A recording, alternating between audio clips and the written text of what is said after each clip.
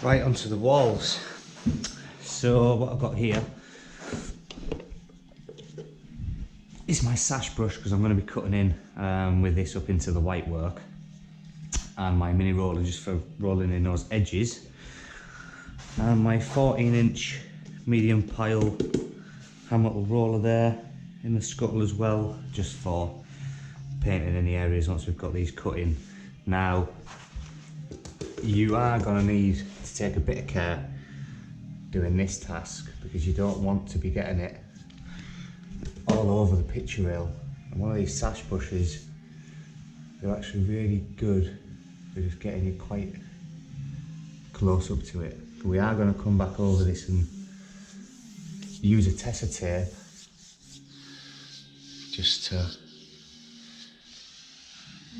get this woodwork perfectly straight.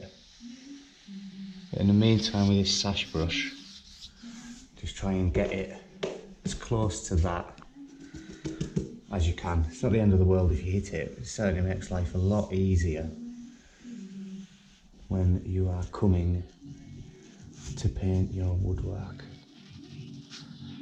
Just roughly.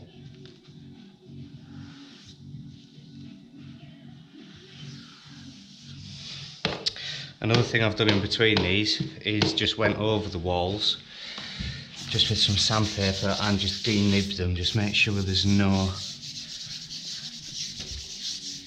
overspray from the ceiling when I've painted that. And you can also see I've taken the sockets off the wall. I've used the Stanley knife and just cutting around them so it doesn't pull anything away from the wall with it, because sometimes that can happen.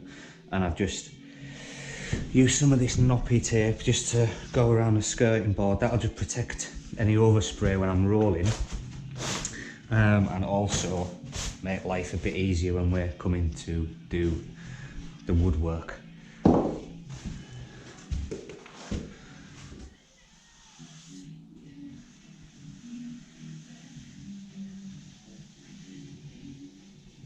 As close as you can, like I said, because we will be straightening it off with some tester tape when we're painting this in.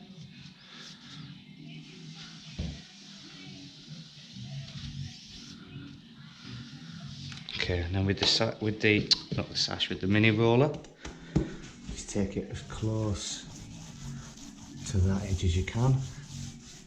Again, with this being a medium pile and the main roller also being a medium pile, we're just getting as much of that brush line out of there as we can,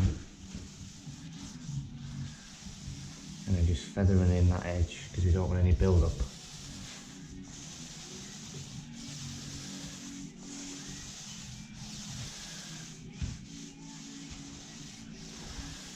Just do that all the way around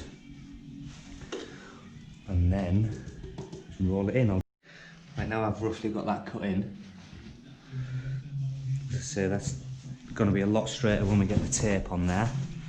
If you've got it on your woodwork a bit, don't worry, maybe carry a damp cloth and just take a little bit off. As long as we've got a bit of a line to follow and we are into the edge of the woodwork, then that's absolutely perfect. So I've got my hammer and roller here, purdy pole as well, and again nice stable pole allowing you to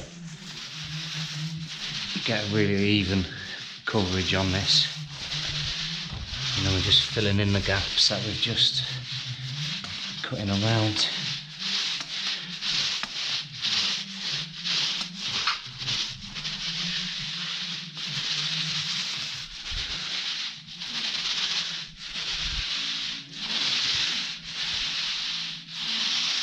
Nice and evenly.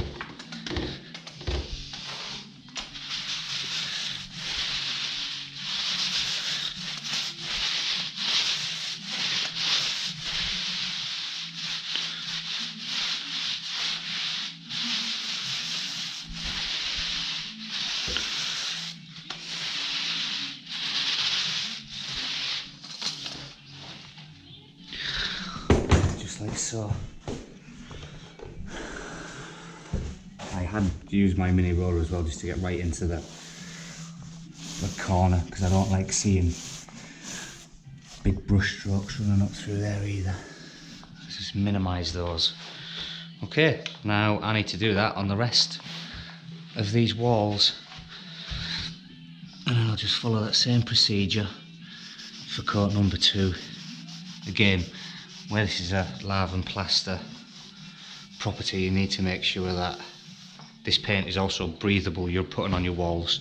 I'll just show you quickly that this tape, why I put this down, is if you can see all that speckling in there, that's all came off the roller, but we've just avoided that sitting on the top of that skirting board when we come to do our finishing coats on there.